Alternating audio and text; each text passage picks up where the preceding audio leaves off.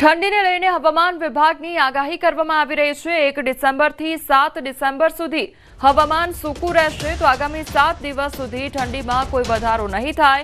આજે નલિયામાં સૌથી વધુ 14 ડિગ્રી તાપમાન નોંધાયું છે। સૌરાષ્ટ્રના દરિયા કિનારે સામાન્યથી વધારે ઠંડીનો ચમકારો જોવા મળશે। અમદાવાદનું લઘુત્તમ તાપમાન 17 ડિગ્રી રહેવાની શક્યતા સેવાઈ રહી છે। आज का जो वेदर फोरकास्ट है 1 दिसंबर से लेकर 7 दिसंबर तक मौसम आमतौर पर शुष्क रहने का पूर्वानुमान दिया गया है और जो मिनिमम टेम्परेचर है इसके लिए कोई बड़ा बदलाव नहीं रहेगा। और जो मिनिमम टेम्परेचर अहमदाबाद के लिए आज मिनिमम टेम्परेचर का जो पूर्वानुमान दिया गया है 17 डिग्री सेंटीग्रेड के आसपास और आसमान मेनली क्लियर रहेगा। और मिनिमम तापमान जो रिकॉर्ड हुआ है अगले 24 घंटा में अप्रेसिबली फॉल हुआ है सौराष्ट्र कोस्ट रीजन में इन पार्ट्स एंड रिमेनिंग पार्ट्स कोई बड़ा बदलाव नहीं था। अभी सबसे मैंने कम तापमान रिकॉर्ड हुआ है नलिया में 14.8 डिग्री सेंटीग्रेड जो नॉर्मल से 1.5 डिग्री ऊपर है। और अहमदाबाद का टेम्परेचर रिकॉर्ड है 17.5 जो 24 घंटा में -1.9। ઉદેપુરમાં નસવાડી તાલુકાના પલસાણાથી ખાભાયતા ગામ તરફ જતા રસ્તા પર પસાર થતા વાહન ચાલકો જીવના જોખમે મુસાફરી કરવા માટે મજબૂર બન્યા છે। તંત્રની બેદરકારીના કારણે અહીં ચોમાસા બાદ પણ લો લેવલ કોઝવે પર પાણી વહી રહ્યું છે, કારણ કે કોઝવેમાં એક છેડાના પાઇપ ગ્રેવાલથી ભરાઈ ગયા છે અને જેને સફાઈની જરૂરિયાત છે, પરંતુ તંત્ર ધ્યાન આપતું નથી।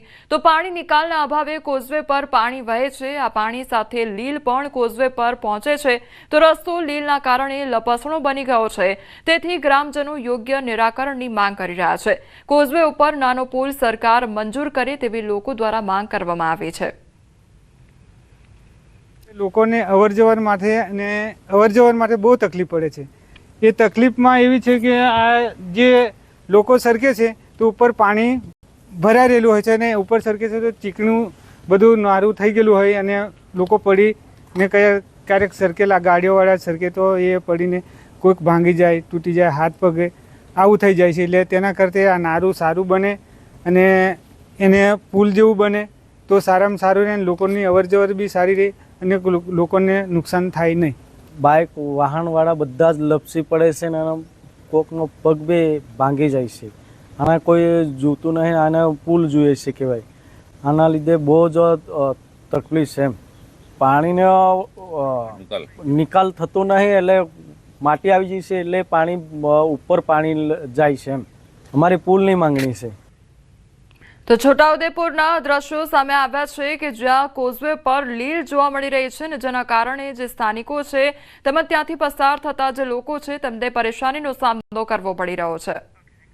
વાત દીતવા નબળું પડ્યું છે। વાવાઝોડું દીતવા ડીપ ડિપ્રેશનમાં ફેરવાઈ ગયું છે।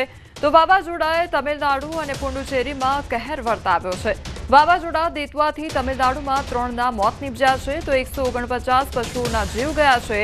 234 કાચા મકાનો તૂટ્યા છે તો 57,000 હેક્ટર ખેતીની જમીન ડૂબી। પુડુચેરી ચેન્નઈમાં ભારે વરસાદ ખાબક્યો છે।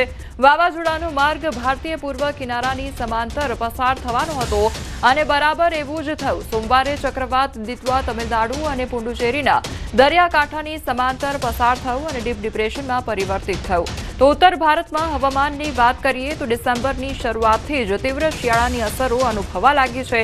પંજાબથી દિલ્હી એનસીઆરની આસપાસના વિસ્તારોમાં લઘુત્તમ તાપમાન 6 થી 10 ડિગ્રી સેલ્સિયસ સુધી પહોંચી ગયું છે।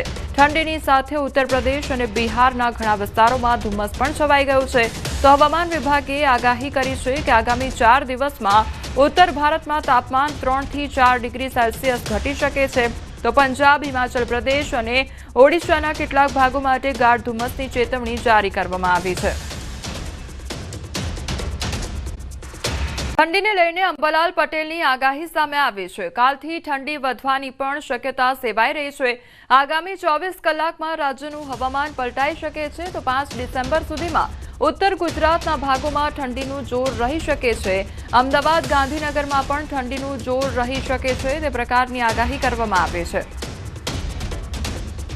આગામી 48 કલાકમાં રાજ્યનું હવામાન પલટાવાની શક્યતા રહેશે અને ઠંડી આવવાની શક્યતા રહેશે। લગભગ ડિસેમ્બરની 2જી તારીખથી ઠંડી આવવાની શક્યતા રહેશે, જેમાં ઉત્તર ગુજરાતના ભાગોમાં લગભગ 5મી ડિસેમ્બર સુધીમાં ઠંડીનું જોર રહી શકે. લગભગ લઘુત્તમ તાપમાન મહેસાણાના ભાગો અને બનાસકાંઠાના ભાગો તેમજ કેટલાક પાટણના ભાગો અને મહીસાગરના ભાગો, પંચમહાલના ભાગો, આ ભાગોમાં ઠંડીનું જોર વધારે રહી શકે. અમદાવાદ, ગાંધીનગરના ભાગોમાં પણ ઠંડીનું જોર રહી શકે. માવઠાને લઈને અંબાલાલ પટેલની મોટી આગાહી 5 થી 10 ડિસેમ્બરમાં હવામાનમાં પલટો આવી શકે છે.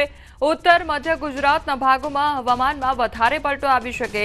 છાંટા અને વાદળછાયું વાતાવરણ રહેવાની શક્યતા 10 તારીખ સુધીમાં અસર વધુ રહી શકે છે. બંગાળ ઉપસાગરમાં 18 થી 24 ડિસેમ્બર વચ્ચે ડીપ ડિપ્રેશન બનવાની શક્યતા, તો 18 થી 24 વચ્ચે ગુજરાતનું હવામાન ફરી પલટાઈ શકે છે. તારીખ 5મી ડિસેમ્બરથી 10મી ડિસેમ્બર વચ્ચે હવામાનમાં પલટો આવે અને આ પલટાની અસરના કારણે ક્યાંક છાંટા કે વાદળવાયુ થઈ શકવાની શક્યતા રહેશે. 10મી તારીખ સુધીમાં તેની અસર વધારે રહી શકે. બંગાળ ઉપસાગરમાં 15 ડિસેમ્બર બાદ લગભગ 15 ડિસેમ્બર કે 18 ડિસેમ્બરથી 24 ડિસેમ્બર વચ્ચે એક ડીપ ડિપ્રેશન બનવાની શક્યતા રહેશે અને જેના કારણે પણ ગુજરાતનું હવામાન તારીખ 18 થી 24માં પલટાઈ શકે. 5 ડિસેમ્બરની આસપાસથી 10 ડિસેમ્બરમાં ક્યાંક હવામાનમાં પલટો આવી શકે. ઉત્તર ગુજરાતના ભાગોમાં હવામાનમાં વધારે પલટો આવી શકે. મધ્ય ગુજરાતના ભાગોમાં વધારે પલટો આવી શકવાની શક્યતા રહેશે. ડિસેમ્બરના પાછલા દિવસોમાં માવઠું થવાની શક્યતા, તો બીજા પખવાડિયાનું માવઠું વધુ રહેવાની શક્યતા છે. દક્ષિણ, મધ્ય અને ઉત્તર ગુજરાતના ભાગોમાં માવઠાની અસર રહી શકે. 18 થી 24 કે 25 તારીખ સુધીમાં અથવા ડિસેમ્બરના થોડાક પાછલા દિવસોમાં માવઠું થવાની શક્યતા રહેશે. એટલે ડિસેમ્બરમાં પ્રથમ પખવાડિયામાં અને બીજા પખવાડિયામાં વાતાવરણમાં ભારે પલટાવાની શક્યતા રહેશે. પણ બીજા પખવાડિયામાં ઘણા ભારે પલટાવાની શક્યતા રહેતા બીજા પખવાડિયાનું માવઠું કંઈક વધારે રહેવાની શક્યતા રહેશે. માવઠાની અસર બીજા પખવાડિયામાં દક્ષિણ ગુજરાતના ભાગોમાં રહી શકે, મધ્ય ગુજરાતના ભાગોમાં થઈ શકે, ઉત્તર ગુજરાતના ભાગોમાં પણ રહેવાની શક્યતા રહેશે. તો જીરુના પાકમાં ચરમો આવવાની શક્યતા છે, ત્યારે તુવેર જેવા પાકમાં પણ નુકસાન થવાની શક્યતા. શાકભાજીના પાકમાં પણ અસર થઈ શકે છે. ચણાના પાકમાં સાનુકૂળતા રહી શકે છે. જીરા જેવો પાક જે છે એમાં ચરમો આવવાની શક્યતા રહે. તુવર જેવા પાકમાં પણ ક્યારેક નુકસાન થઈ શકવાની શક્યતા રહે. શાકભાજીના પાકમાં પણ ક્યાંક અસર થઈ શકે. પરંતુ ખાસ કરીને ચણા જેવા પાકોમાં જો માવઠાનું પાણી સારું છે તો ચણા જેવા પાકોમાં હમણાં વાવેતર કરેલામાં તેમાં સાનુકૂળતા રહી શકે. કપાસના પાકો પર કદાચ વિષમ હવામાનની વિપરીત અસરના કારણે ખાખરી આવી શકવાની શક્યતા રહેશે. વિષમ હવામાનની વિપરીત અસર ડિસેમ્બરમાં થાય તો ખેડૂત ભાઈઓએ લગભગ મસાલાના પાકોમાં અને અન્ય પાકમાં પાક સંરક્ષણના પગલાં લેવા સારા રહે.